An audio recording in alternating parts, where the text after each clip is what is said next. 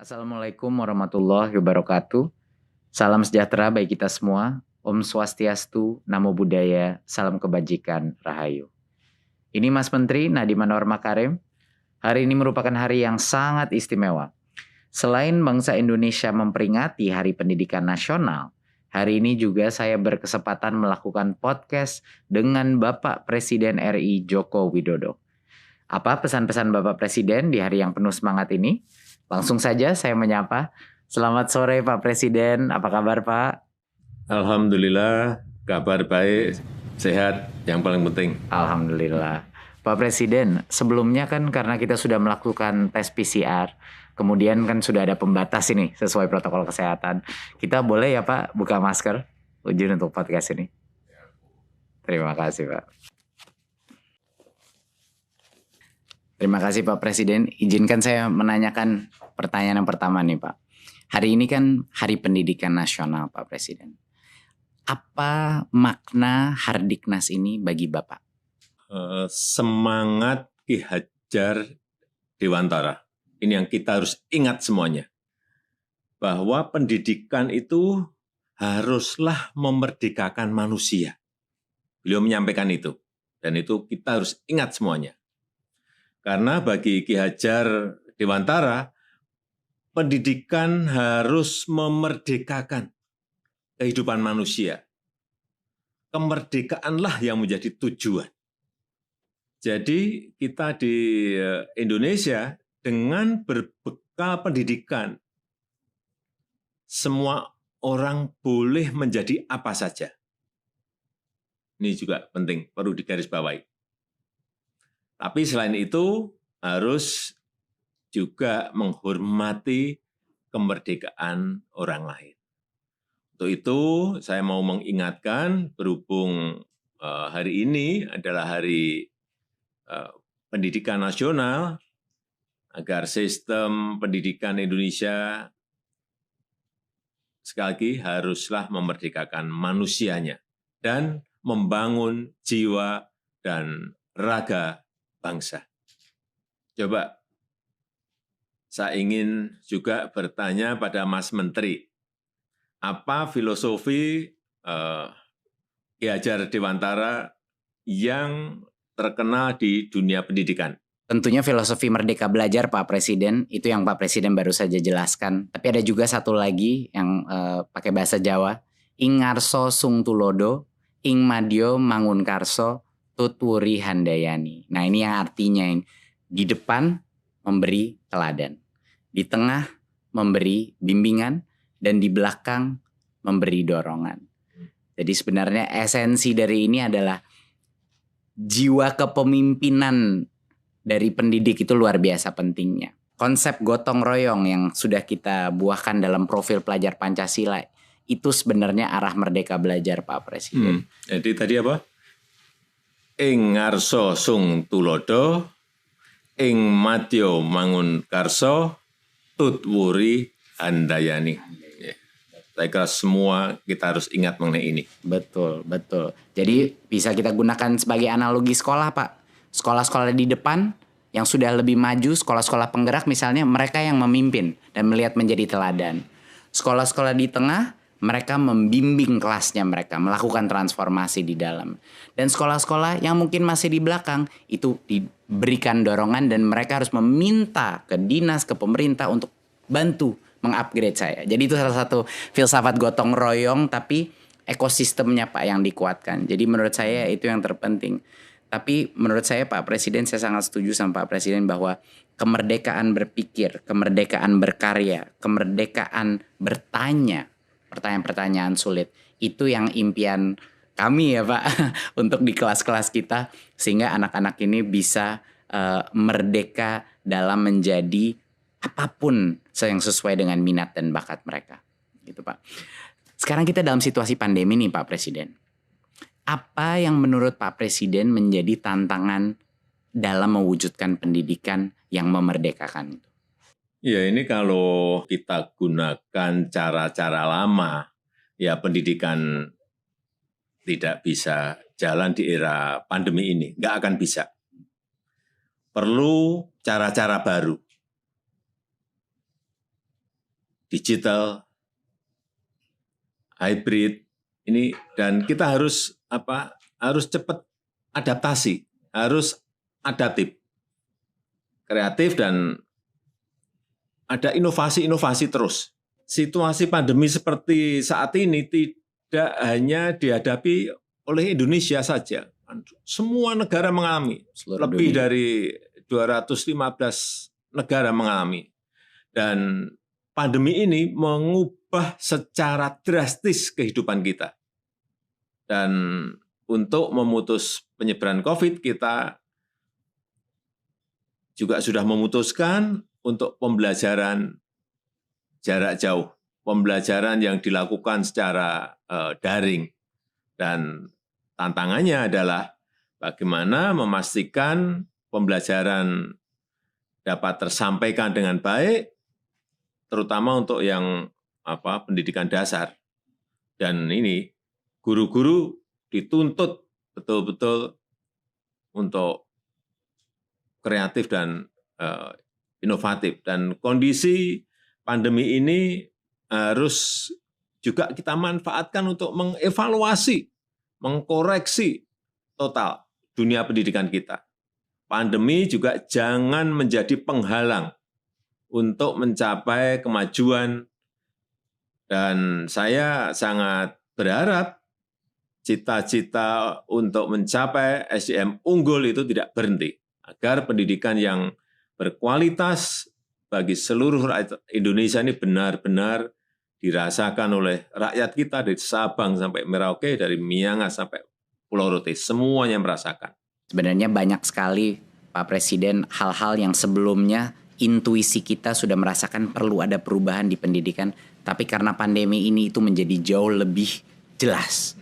Kesenjangan digital, akses internet yang tidak merata, ya kan, akses guru berkualitas yang tidak merata, penganggaran kita yang mungkin tidak memprioritaskan daerah-daerah 3T, Pak, itu semuanya ketahuan semuanya.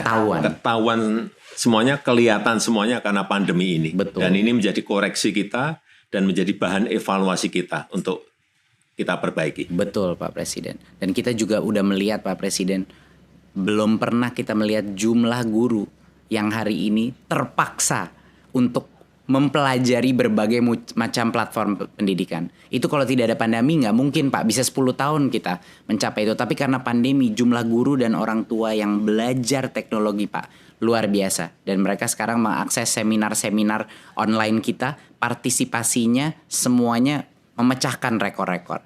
Jadi luar biasa semangat guru di masa pandemi ini. Dan sekarang kita sudah masuk dalam tahap vaksinasi. Nah, Pak Presiden telah memperjuangkan untuk guru dan tenaga pendidikan itu menjadi salah satu prioritas untuk vaksinasi, Pak.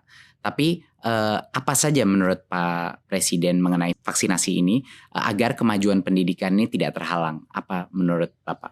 Vaksinasi ini harus. Karena kita harus mencapai herd immunity, kekebalan komunal. Jadi kekebalan komunal juga harus. Karena kita punya target, ada target pendidikan yang perlu dari offline ke hybrid. Waktu itu Mas Menteri mendampingi saya toh. Iya, Pak. Ya, pemerintah sudah memulai vaksinasi bagi tenaga pendidik dan kependidikan. Ini agar apa? Agar para pengajar ini terlindungi dan juga anak-anak kita bisa terlindungi dan anak-anak kita juga bisa segera sekolah tatap muka tapi terbatas, muka terbatas. Harapan saya ini seluruh tenaga pendidik, tenaga kependidikan dapat segera divaksinasi, karena saya telah menyampaikan ke Menteri Kesehatan beri prioritas. Dan dengan segala daya dan upaya, kita ingin segera mengembalikan anak-anak kita ke sekolah, tapi juga dengan catatan harus aman dari COVID. Kita bisa segera mengejar ketertinggalan yang disebabkan oleh pandemi. Jadi, kalau nanti sudah mulai tatap muka terbatas, betul-betul secara ketat harus menjalankan protokol kesehatan. Betul. Kemudian kita evaluasi setiap wilayah seperti apa. Dan setelah itu kita akan memutuskan lagi kebijakan ke depannya akan seperti apa. Gimana kira-kira? Dari saya, kalau menurut saya itu adalah hal yang terbaik Pak. Karena sekarang banyak sekali orang tua tidak diberikan opsi untuk tatap muka. Jadi menurut saya sudah sangat baik kebijakan bahwa kalau guru-gurunya itu sudah divaksin, sekolah itu wajib membuka opsi tatap muka Pak. Yeah. Tetapi orang tua tidak wajib mengirimkan anaknya ke sekolah kalau orang tuanya tidak nyaman. Jadi kuncinya dua seperti yang Pak Presiden bilang. Pertama, tatap muka terbatas, ini bukan kayak sekolah normal ya Pak. Nggak ada ekskul, nggak ada apa, kapasitasnya cuma 50%, harus rotasi. Dan yang kedua adalah haknya ujung-ujungnya itu ada di orang tua. Tapi saat ini kalau ada orang tua, pilihan aja mereka tidak punya di beberapa sekolah dan mereka mengalami banyak kesulitan. Jadi kami dan bekerja sama dengan Kementerian Kesehatan untuk memastikan mendorong Pemda-Pemda dan sekolah untuk melaksanakan vaksinasi dan melakukan tatap muka, Pak. Iya, yang penting akhir Juni itu vaksinasi untuk pendidik dan tenaga kependidikan harus sudah selesai. Karena nanti di tatap muka terbatasnya di bulan Juli kan. Iya, sebenarnya Pak, tatap mukanya udah bisa mulai jalan kalau sudah divaksin. Harapannya itu Juli hampir semuanya sudah ada opsi tatap muka. Jadi insya Allah bisa lebih cepat lagi Pak beberapa sekolahnya. Insya Allah Pak. Pak Presiden, izin bertanya, sebenarnya apa yang ada di benaknya Pak Presiden mengenai kemajuan yang Bapak ingin lihat terjadi dalam pendidikan di Indonesia ini? Pendidikan untuk semua. Artinya inklusif sampai ke pinggiran, sampai ke pelosok desa, pelosok tanah air. Tapi pendidikan yang berkualitas, Ya, itu kunci. yang kompetitif. Dua-duanya harus berjalan bersamaan. Ini kan yang saya tugaskan ke Mas Menteri. Justru dengan sekarang ini ada pandemi, terjadi percepatan untuk digitalisasi. Jadi kalau melihat di lapangan proses belajar jarak jauh yang kita lakukan, menurut Mas Menteri seperti apa? Banyak kendalanya. Banyak yang nggak punya HP, banyak yang nggak punya koneksi internet, dan kita melihat di dunia memang kualitas daripada pembelajaran itu ada penurunan.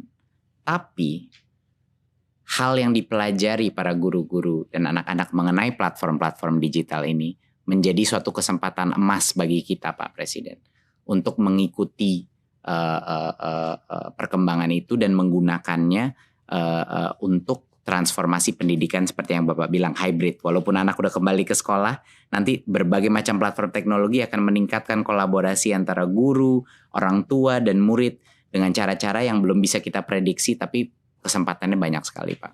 Jadi sudah ada terobosan-terobosan? Sudah Pak. Ke sana? Ada beberapa. Ya. Pertama yang saya bilang tadi adalah digitalisasi sekolah akan menjadi salah satu fokus utama di dalam program Merdeka Belajar ini. Tapi ada beberapa program-program yang sangat penting yang sudah diluncurkan Pak, walaupun dalam masa pandemi. Yang pertama adalah ujian nasional kita ubah menjadi asesmen nasional, di mana sekarang kita bukan mengukur informasi, tapi kita mengukur numerasi dan literasi kemampuan bernalar Pak, sesuai dengan standar internasional. Dan pertama kalinya di sejarah kita Pak Presiden, kita akan menambahkan survei karakter, di mana nilai-nilai Pancasila akan bisa kita ukur dan kita kuantifikasi per sekolah. Isu-isu seperti intoleransi, kekerasan seksual, dan perundungan bisa kita ukur Pak Presiden. Dalam per sekolah Pak, nanti ada peta-petanya gitu. Bagus sekali. Jadi ini program Big Data, salah satu program Big Data pertama kita Pak. Bagus Pak Presiden selalu menagih saya mengenai melakukan digital government. Jadi ini step pertama kita Pak. Ya itu lompatan yang ingin kita lakukan kan di situ. Betul Pak. Dan yang kedua Pak adalah program guru penggerak, di mana regenerasi kepemimpinan kepala-kepala sekolah kita, pengawas kita, guru-gurunya LPTK kita itu akan keluar dari alumninya guru penggerak Pak. Saya baru aja di Papua Pak, kemarin luar biasa sama di Kalimantan Timur. Banyak dari guru penggerak yang ikut program baru 5 bulan nangis-nangis depan saya Pak Presiden. Mereka nangis karena apa Pak? Mereka nangis karena menurut mereka program ini membuat mereka menyadari berbagai macam mispersepsi mereka mengenai apa artinya pemimpin di dunia pendidikan Pak. Jadi strategi kedua kita Pak adalah untuk meluncurkan regenerasi kepemimpinan. Kepala-kepala sekolah kita semua bakal alumni dari guru penggerak. Ketiga Pak, kita transformasi keuangan ini yang dengan dukungan Pak Presiden sangat membantu Pak. Dana BOS yang tadinya suka datang telat Pak di daerah, kita nggak lewat pemerintah daerah, langsung transfer ke sekolah biar kepala sekolahnya nggak perlu nalangin dulu. Biasanya minjem-minjem Pak sama orang tua untuk bulan-bulan pertama. Sekarang alhamdulillah transfer langsung. Kedua, kepala sekolah sekarang punya fleksibilitas Pak dalam penggunaan dana BOS. Mereka bisa gunain, kadang ada yang kebutuhannya buku, kadang kebutuhannya digital, kadang-kadang kebutuhannya masker. Adapun yang kebutuhannya perahu untuk nyebrangin anak-anak dari pulau sebelah Pak. Iya, ini kan negara besar ya. Kebutuhan di setiap sekolah, di setiap daerah, di setiap provinsi itu pasti beragam, berbeda-beda. Betul. Jadi nggak bisa, tidak selalu kayak Pak Presiden, waktu saya pernah ngobrol sama Pak Presiden, keseragaman itu belum tentu keadilan. Iya, betul. Itu Pak. Dan saya mengambil nasihatnya Pak Presiden lalu kita buat lewat kebijakan. Pak Presiden juga yang mendorong saya waktu itu untuk melakukan transformasi dana BOS Majemuk Pak Presiden. Kan aneh kan Pak, dulu Pak Presiden bilang sama saya, Mas Menteri ini aneh kok jadi per anaknya di Jakarta sama per anaknya di Papua, di Pulau Maluku. Jadi setelah kita evaluasi, kita ubah Pak Presiden. Sekarang namanya dana BOS Majemuk. Berdasarkan per anaknya itu berdasarkan indeks kemahalan. Jadi di Papua di mana bangun ruang kelas itu 3 kali lebih mahal, ngirim buku dari Jakarta bisa 2 kali lebih mahal.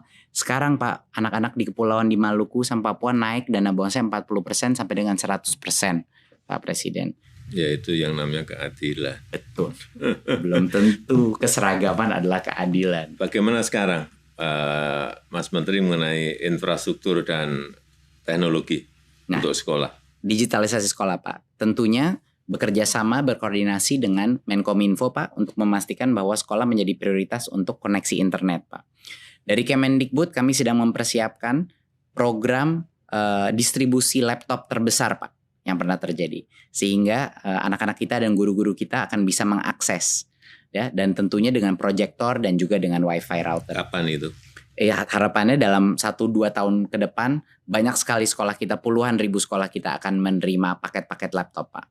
Dan juga Pak, beberapa inovasi yang kita lakukan tentunya di Kampus Merdeka dan KIP Kuliah Pak. Di Kampus Merdeka adalah program yang luar biasa didukung Pak Presiden, adalah untuk membuka opsi bagi perusahaan, bagi NGO untuk membuat kursus-kursus 1 semester yang akan mendapatkan full SKS bagi anak-anak mahasiswa kita. Jadi sekarang belajar bisa di mana-mana. Iya, sekarang artinya belajar itu bisa dengan siapa saja. Belajar juga bisa di mana saja. Dengan siapapun, bisa dengan perbankan, bisa dengan industri, bisa dengan UKM, semuanya bisa. Benar, setuju sekali Pak. Tapi masalahnya dulu Pak Presiden, jangka waktunya kependekan. Kalau mau magang itu cuma 1-2 bulan Pak. Dan anak-anak kuliahnya masih harus ngambil mata kuliah di universitasnya. Sekarang sudah berubah Pak. Dia akan mendapatkan full 20 SKS di dalam perusahaan tersebut. Jadi dia tidak harus mengorbankan SKS dia dan kapan dia lulus.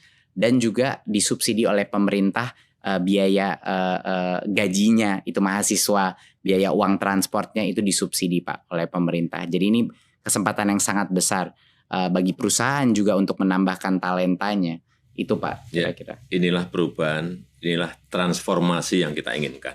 Betul Pak, betul Pak. Dan banyak sekali perusahaan yang semangat Pak. Waktu saya bilang sama perusahaannya, Pak Presiden yang minta ini partisipasi semua sektor strategis. Mereka luar biasa semangat ya Pak. Karena ini benar-benar memecahkan masalah mereka juga.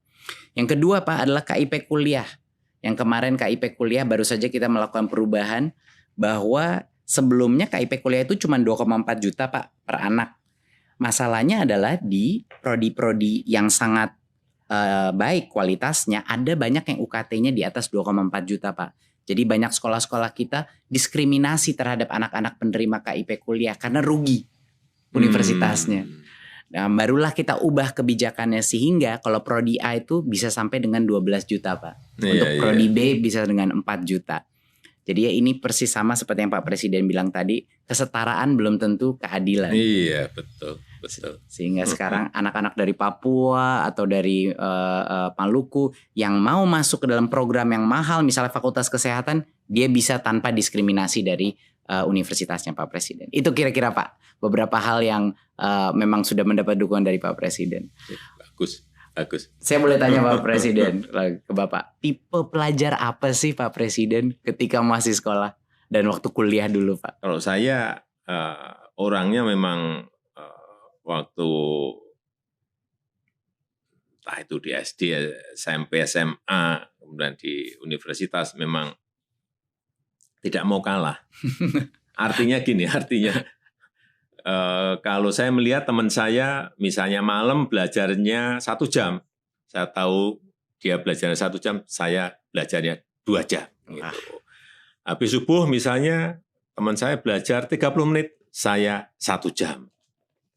Juara 1 misalnya, saya melihat belajarnya malam 2 jam, saya 4 jam. Ya, misalnya gitu. Tidak mau kalah di situ maksud saya. Waduh.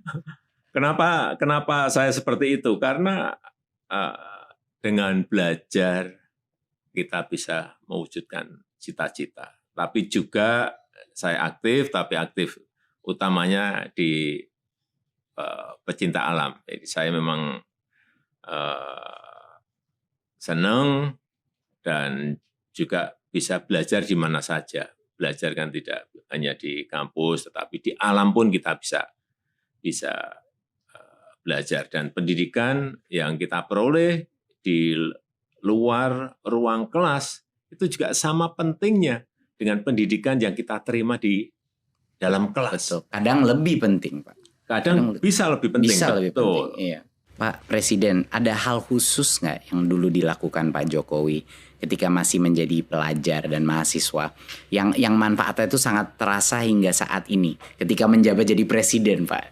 Ada nggak yang paling relevan, Pak? Gitu. Iya, saya selalu belajar dari kesalahan. Kemudian juga tidak pernah putus asa. Dan saya senang yang namanya kompetisi. Saya pikir itu yang juga membuat saya berani memulai berwirausaha mulai dari nol sebelum menjadi pejabat publik. Kalau kita tidak berani berbuat sesuatu yang kita tahu akan baik untuk perkembangan diri, bahkan baik untuk sesama, ya saya pikir kita tidak akan bisa maju. Dari dulu saya itu suka ingin tahu. Dan semuanya ingin tahunya juga secara detail. Lihat betul. Sangat. Pengennya gitu. Saya merasakan itu Pak di meeting-meeting sama Pak Presiden waktu awal-awal. Setiap kali saya duduk Pak Presiden itu saya kira saya akan digurui gitu Pak. Tapi ternyata Pak Presiden yang menanya begitu banyak pertanyaan dan selalu mencatat. Tapi apa Pak Presiden dari dulu memang seperti itu Pak? Selalu ingin bertanya detail. Iya. Oleh karenanya sekarang pun juga sama seperti itu. Kenapa saya cek ke lapangan setiap pekerjaan-pekerjaan secara detail. Secara detail pun kadang-kadang masih meleset apalagi tidak. Betul, setuju sekali Pak. Boleh saya tanya Pak Presiden. Pak Presiden, apakah ada pesan mungkin penyemangat untuk para pendidik dan pelajar di Indonesia di Hari Pendidikan Nasional ini? Jangan berhenti belajar walau sedang pandemi. Justru gunakan untuk belajar sekarang ini secara mandiri dan menjadi pembelajar sejati. Ilmu dari sekolah atau dari kampus itu bisa menjadi suatu saat itu usang, menjadi jadul. Tapi kalau selalu belajar sepanjang zaman, ini akan terus bisa relevan. Artinya memang kita harus belajar terus. Luar biasa, menjadi pembelajar sepanjang hayat ya Pak. Menjadi pembelajar sepanjang hidup, betul. Terima kasih Pak Presiden RI Joko Widodo. Banyak sekali pesan Bapak yang tadi menjadi bekal buat saya menjalankan tugas ini. Saya juga harap masyarakat juga dapat terinspirasi oleh kata-kata dan juga sejarahnya Pak Presiden. Sehat selalu Pak Presiden dan semoga lancar menjalankan ibadah di bulan suci ini. Terima kasih, amin. Terima kasih. Itu tadi podcast saya dengan Bapak Presiden RI. Terima kasih telah menyaksikan dan pada kesempatan ini saya juga ingin mengucapkan selamat menunaikan ibadah puasa di bulan yang penuh berkah ini. Marilah kita mencapai kemenangan. Mari serentak bergerak, wujudkan Merdeka Belajar. Sekian, wassalamualaikum warahmatullahi wabarakatuh. Om Shanti Shanti Shanti Om. Namo Buddhaya.